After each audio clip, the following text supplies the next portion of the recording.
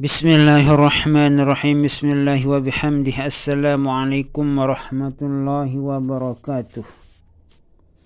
Para subscriber yang dirahmati Allah subhanahu wa ta'ala, semoga kita semua selalu dalam keadaan sehat walafiat, panjang umur, murah rezeki yang halal, selamat dunia wal akhirah, mati dalam husnul khatimah, masuk surga bighairi hisab, selalu dalam ridha dan maghfirah Allah subhanahu wa ta'ala fid dunia wal akhirah. Semoga kita semua selalu dalam keadaan aman, sentosa,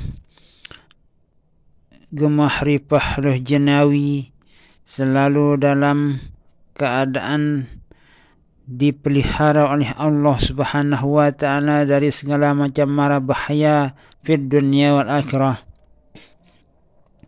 Amin, amin, amin, Allahumma amin, ya Allah, ya Rabbal Alamin.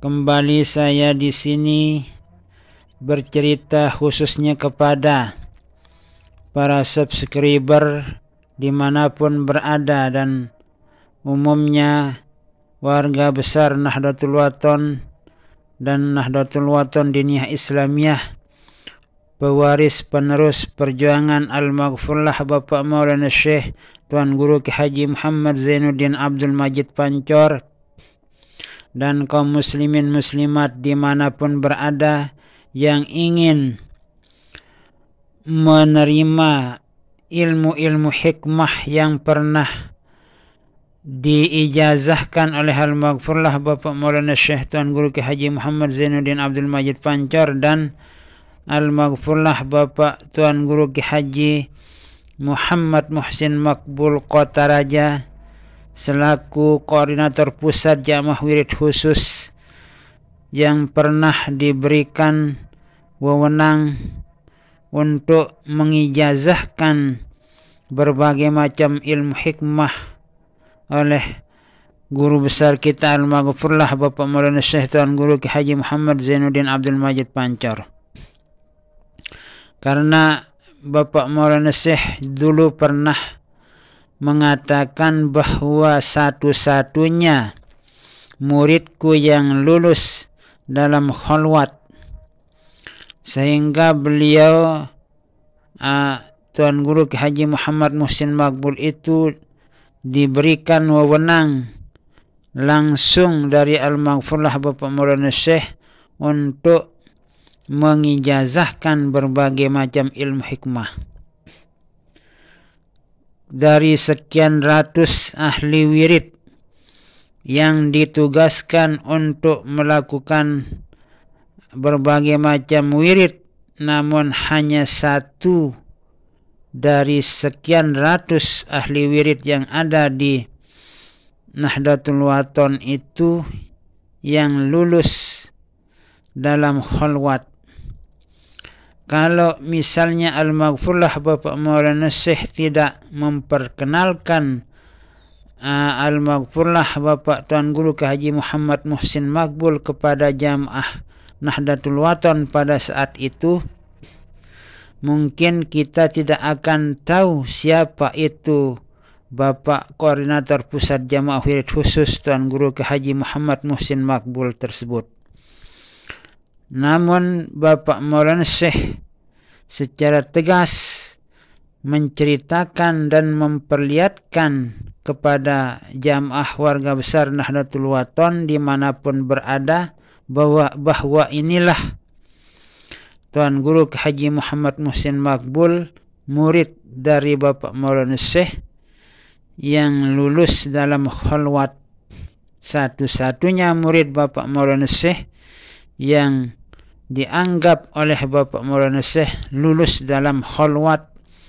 Tentunya Bapak Maulana Syekh pernah diuji dengan berbagai macam ujian yang tidak mudah dan sangat sulit, menghadapi berbagai macam rintangan yang harus dihadapi oleh Bapak Koordinator Pusat Jamaah Wirid Khusus.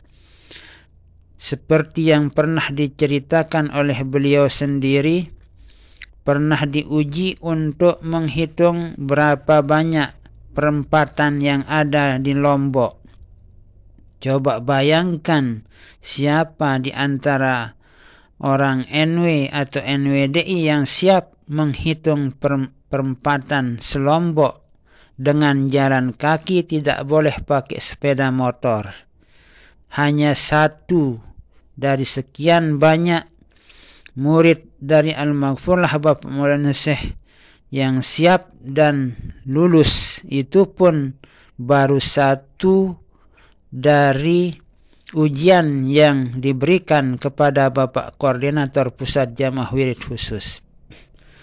Belum juga diberikan ujian yang tidak boleh bertemu dengan seorang manusia, apalagi seorang perempuan, selama 4 tahun lamanya harus menyendiri, tidak boleh bertemu dengan manusia, apalagi seorang perempuan.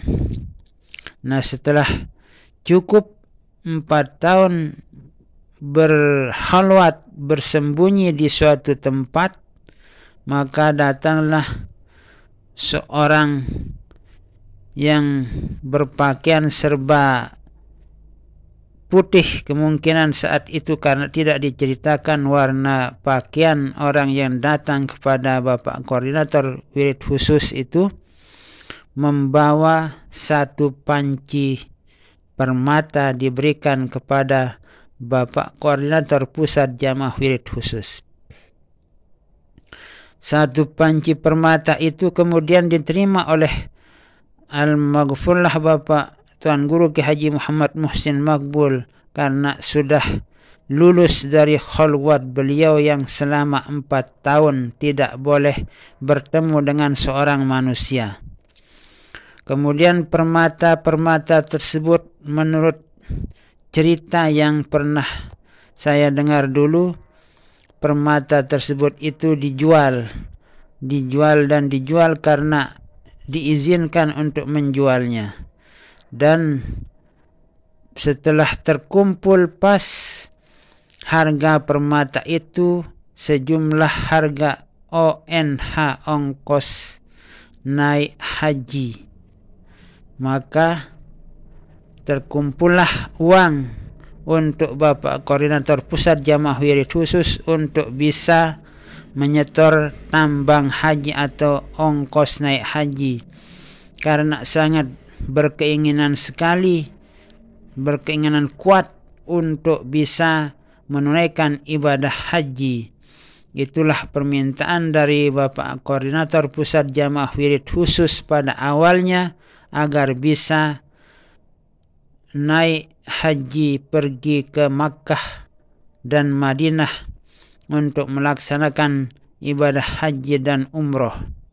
Seperti yang pernah diceritakan oleh Bapak Maulana Syekh dulu di Musalla Al-Abrar Pancor, bahwa Tuan Guru Ki Haji Muhammad Muhsin Maqbul ini adalah pekerjaannya itu pandai besi.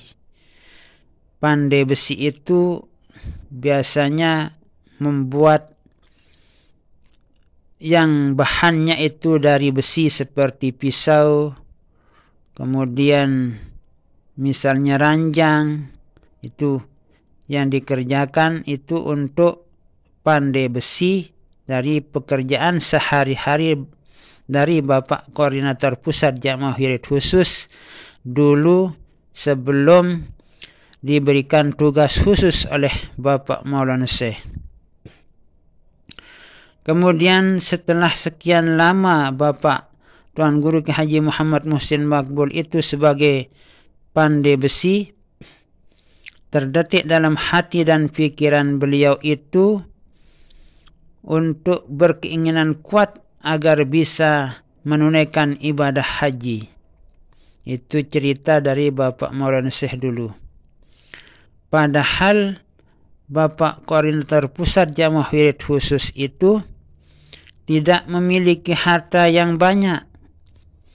Sawah tidak punya, uang pun juga tidak punya yang banyak. Cukup hanya untuk makan minum bersama istri dan anak beliau.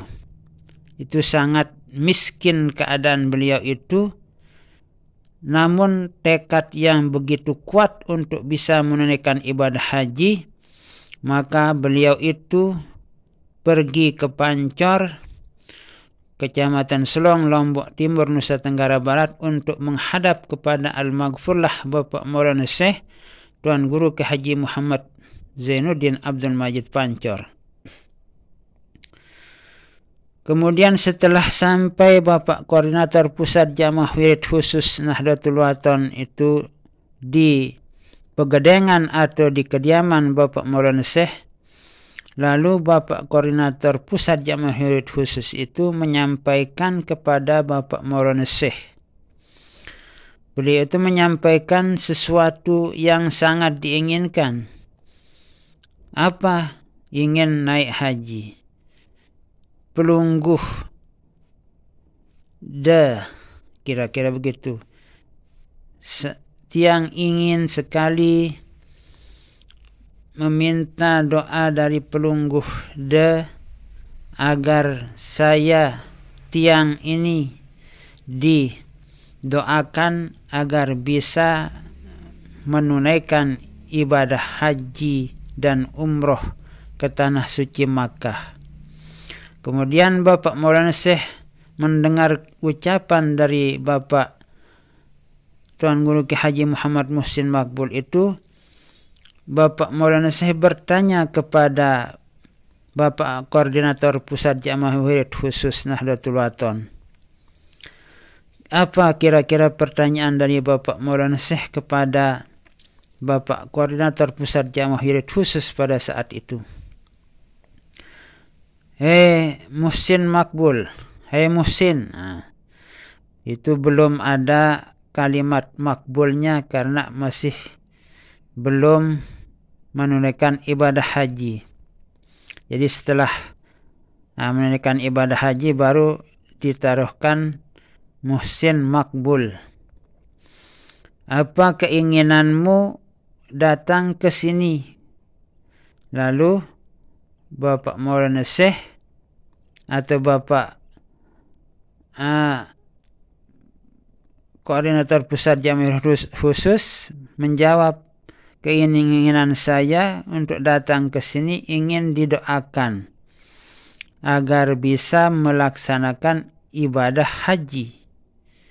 Kemudian dilanjutkan pertanyaannya oleh Bapak Maulana Syekh, apakah kamu punya uang? Saya atau tiang punya uang, namun sedikit sekali uang saya, uang tiang. Cukup untuk makan minum bersama anak dan istri. Kemudian, apa kamu punya sawah dan kebun? Satu arah saja saya tidak punya, apalagi 1 hektar. Tapi kok kenapa kamu ingin melaksanakan ibadah haji, sementara untuk melaksanakan ibadah haji itu bukan hanya niat yang bisa, namun perlu biaya yang cukup untuk kita bisa sampai kepada Makkah dan Madinah melaksanakan ibadah haji dan umroh itu. Itu penjelasan dari Bapak Maulana Syekh kepada Bapak Koordinator Pusat Jamaah Wirid Khusus. Namun terus minta kepada Bapak Maulana Syekh agar dapat atau didoakan bisa menunaikan ibadah haji. Kemudian setelah itu baru Bapak Maulana Syekh memberikannya doa, mendoakan beliau dan memberikannya doa amalan-amalan yang harus diamalkan. Dan mulailah ujian demi ujian yang harus dilewati oleh Bapak Koordinator Pusat Jamaah Wirid Khusus Nahdlatul Wathon, sehingga Bapak Koordinator Pusat Jamaah Wirid Khusus pada khalwatnya yang selama 4 tahun itu diberikan satu panci permata oleh seseorang yang tidak diketahui siapakah itu, dan permata itu dijual kepada masyarakat. Pas sekali harga permata tersebut sejumlah ONH, ongkos naik haji. Dan setelah kumpul uang hasil penjualan permata itu, lalu Bapak Tuan Guru Kiai Haji Muhammad Muhsin Makbul itu mendaftar untuk bisa melaksanakan atau berangkat ke Tanah Suci Makkah dan Madinah melaksanakan ibadah haji dan umroh. Nah, itulah cerita yang pernah saya dengar dari Bapak Maulana Syekh dulu di Musalla Al-Abrar Pancor, agar generasi-generasi yang sekarang mengetahui siapa itu Bapak Maulana Syekh dan siapa juga itu Bapak Koordinator Pusat Jamaah Wirid Khusus Nahdlatul Wathon, yang sangat yakin, ikhlas, istiqomah dengan siapa Bapak Maulana Syekh, guru besar kita. Benar-benar yakin, ikhlas, istiqomah dalam menjalankan perintah-perintah dari Bapak Maulana Syekh. Namun di saat itu, setelah Bapak Maulana Syekh mengumumkan kepada jamaah warga besar Nahdlatul Wathon bahwa satu-satunya muridku yang lulus yang bernama Tuan Guru Kiai Haji Muhammad Muhsin Makbul, di saat itu tidak lama kemudian berbagai macam fitnahan-fitnahan yang harus dihadapi oleh Bapak Koordinator Pusat Jamaah Wirid Khusus. Ada yang memfitnah beliau itu mencuri uang sumbangan dari hasil pengijazahan doa. Ada yang beranggapan bahwa mencuri uang yayasan dan sebagainya dan sebagainya. Namun Bapak Maulana Syekh dari Musalla Al-Abrar selalu menjelaskan kepada kami bahwa Bapak Tuan Guru Kiai Haji Muhammad Muhsin Makbul itu adalah orang yang benar-benar soleh. Yang saya khawatirkan kepada kalian itu kalau kemarahan Allah Subhanahu wa Ta'ala kepada kalian diakibatkan fitnahan-fitnahan kalian kepada orang soleh seperti Bapak Koordinator Pusat Jamaah Wirid Khusus Nahdlatul Wathon itu.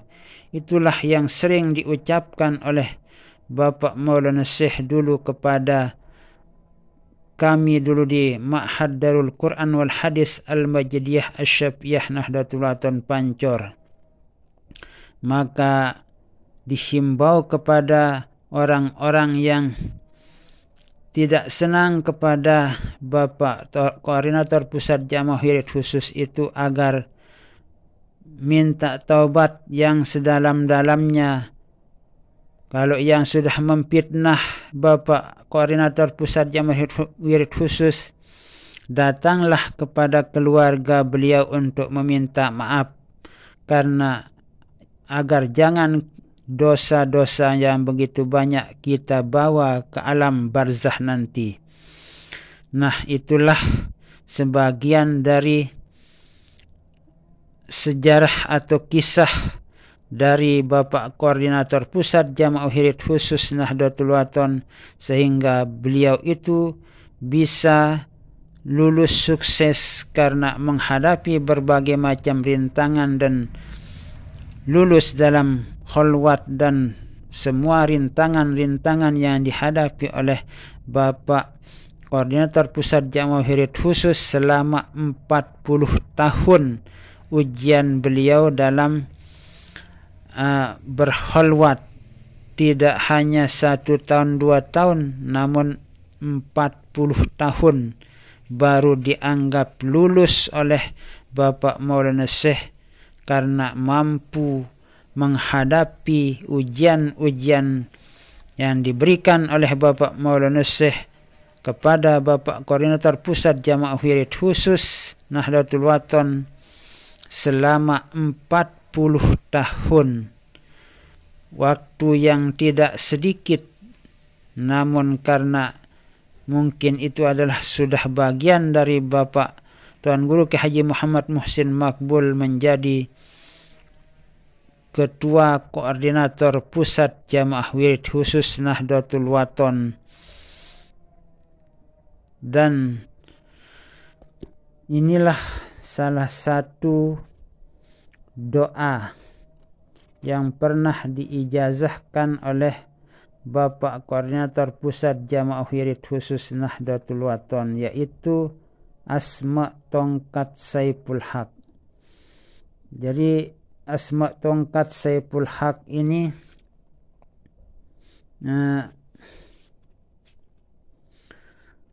pertama kali diijazahkan oleh Bapak Maulana Syekh, yaitu pada masa PKI itu bergerilya, bergejolak, mengadakan serangan-serangan, penindasan-penindasan terhadap bangsa Indonesia yang tidak sepaham dengan mereka, yang terutama sekali umat Islam yang selalu disiksa oleh orang-orang PKI. Melihat keadaan yang demikian itu, maka tokoh-tokoh NW khususnya pada saat itu dikumpulkan oleh Bapak Maulana Syekh untuk diberikan Asma Tongkat Saiful Haq. Kita tidak pernah mendengar ada Saifullah dari Bapak Maulana Syekh atau Saiful Malik, hanya Saiful Haq. Mungkin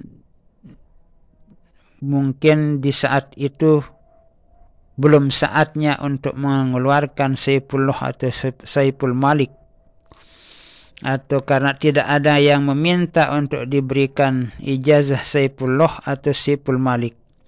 Kalau Saifullah itu ada yang memilikinya di Kelurahan Kelayu Selatan atau Saiful Malik, menurut penjelasan dari seorang ahli wirid. Nah, ini adalah merupakan amalan Asma Tongkat Saiful Haq. Jadi kalau pada hayat Bapak Maulana Syekh waktu pertama kali mengeluarkan Asma Tongkat Saiful Haq ini, riadohnya itu sangat berat sekali. Ini menurut cerita yang pernah saya dengar beberapa tahun yang lewat, bahwa Asma Tongkat Saiful Haq itu sangat berat sekali di saat mengamalkan atau meriadohkannya.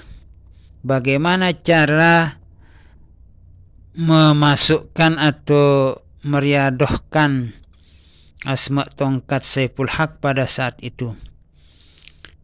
Asma Tongkat Saiful Haq itu kita harus baca di dalam air sungai di tengah malam. Di tengah malam selama 3 malam, dan harus di dalam air sungai.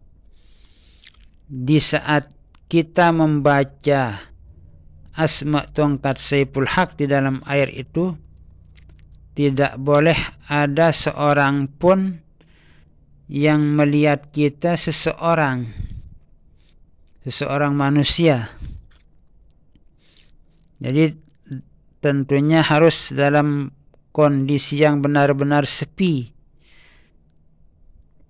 Tidak boleh kita berteman, harus sendirian, karena kita akan saling lihat kalau kita itu membawa teman. Jadi harus bersendiri-sendiri mengamalkannya di dalam air sungai selama 3 malam. Kemudian pada siang harinya selama 3 hari itu harus berpuasa mutih, puasa mutih itu tidak boleh memakan dan meminum selain dari nasi putih dan air putih. Selama 3 hari 3 malam itu tidak boleh masuk selain dari air putih dan nasi putih, dan siangnya harus berpuasa penuh, tidak boleh makan minum. Kalau malam harinya hanya nasi putih dan air putih saja yang boleh masuk ke perut kita. Itu riadohnya pada masa itu.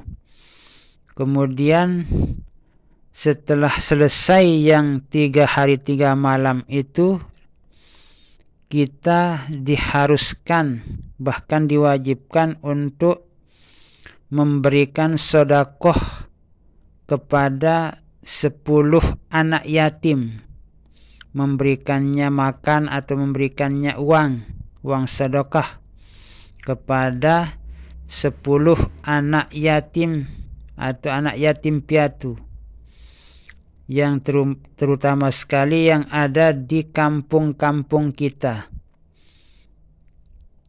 Itu sebagian dari persyaratan atau cara memantapkan asma tongkat Saiful Haq agar masuk ke dalam zahir batin kita.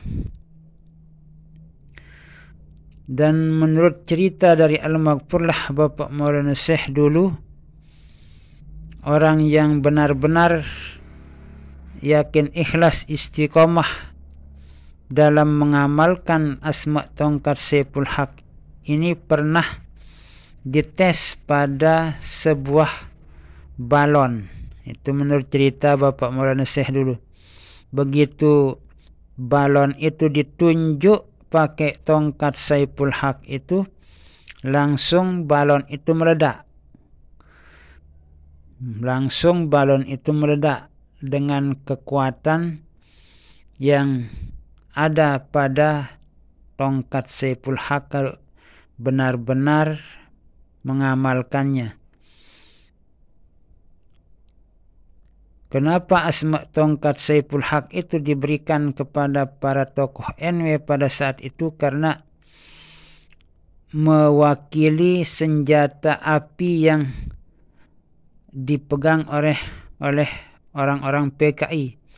Begitu ditunjuk tentara-tentara PKI itu akan langsung tewas dan bahkan mati, lebih dahsyat dari senjata-senjata api yang dibawa oleh orang-orang PKI. Dan sangat tidak disangka-sangka oleh orang bahwa karena sebuah tongkat dari rotan, sebuah tongkat dari rotan, kalau kita gunakan akal pikiran, rotan bisa mengeluarkan kekuatan yang lebih dahsyat dari senjata api. Namun karena itu adalah berkat dari doa-doa yang pernah dimasukkan ke dalam zahir batin kita dan pada tongkat Saiful Haq tersebut, sehingga bisa mengeluarkan pukulan yang sangat dahsyat dari kekuatan doa-doa yang pernah dimasukkan ke dalam tongkat Saiful Haq tersebut.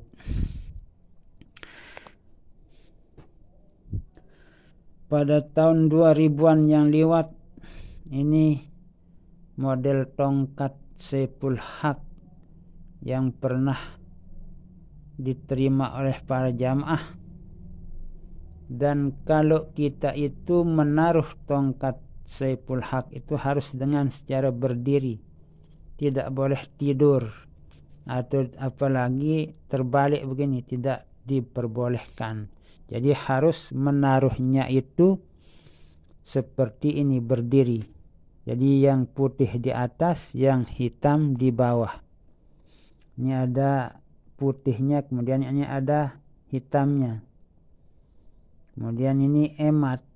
Menurut kita itu emat atau rotan. Jadi emat menurut bahasa Sasak, tapi bahasa Indonesianya rotan. Saya lihat di organisasi Nahdlatul Ulama juga punya tongkat. Mungkin tongkatnya itu Saiful Malik atau Saifullah. Itu saya tidak pernah menanyakan kepada seseorang karena saya lihat di televisi dulu pada saat Gus Dur sebagai presiden. Jadi ada sebagian pembela Ki Haji Abdurrahman Wahid memperlihatkan tongkat yang terbuat dari emat. Nah, mungkin itu adalah Saiful Haq atau Saiful Malik atau Saifullah yang dipegang oleh orang tersebut. Nah ini.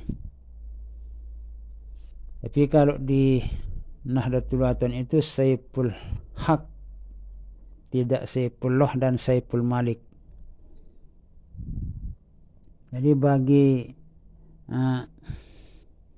jamaah yang ingin menerima ilmu-ilmu hikmah tersebut, silahkan datang ke zuriat Bapak Maulana Syekh, yaitu Ummi Hajjah Siti Raufun Zainuddin Abdul Majid atau Ummi Hajjah Siti Rehanun Zainuddin Abdul Majid, untuk menerima ilmu-ilmu hikmah tersebut, atau kepada Bapak Profesor Dr. Tuan Guru Ki Haji Muhammad Zainul Majidi MA, bisa.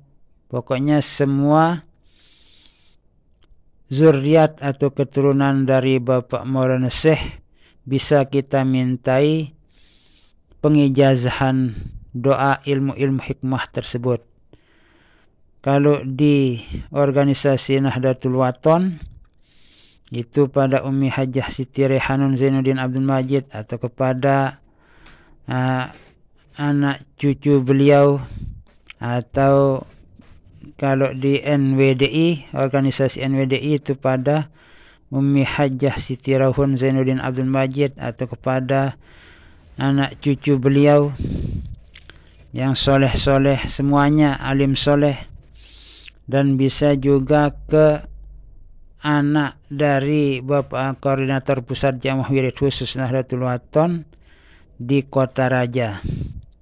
Jadi ada seorang anak dari Bapak Koordinator Pusat Jamaah Wirid Khusus, tempat para jamaah untuk menerima ilmu-ilmu hikmah yang pernah diijazahkan pada masa lalu. Karena kita itu perlu punya doa atau amalan-amalan khusus yang harus dimasukkan ke dalam zahir batin kita sebagai umat Islam.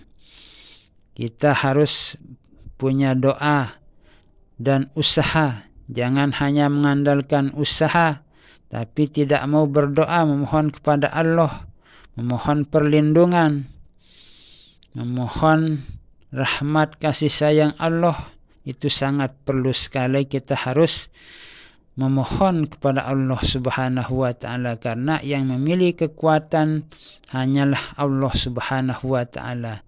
Maka pada Allah lah kita memohon kekuatan, memohon rizki, memohon pertolongan dan sebagainya dan sebagainya. Nah, inilah dulu sekedar cerita singkat yang pernah saya dengar dulu di Musholla Al-Abror Pancor maupun di tempat-tempat lain. Semoga ilmu yang atau cerita yang saya sampaikan ini bisa bermanfaat bagi kita semua. Wallahu a'lam bishawab, wallahul muwaffiq wal hadi ila sabilir rasyad. Wassalamu alaikum warahmatullahi wabarakatuh.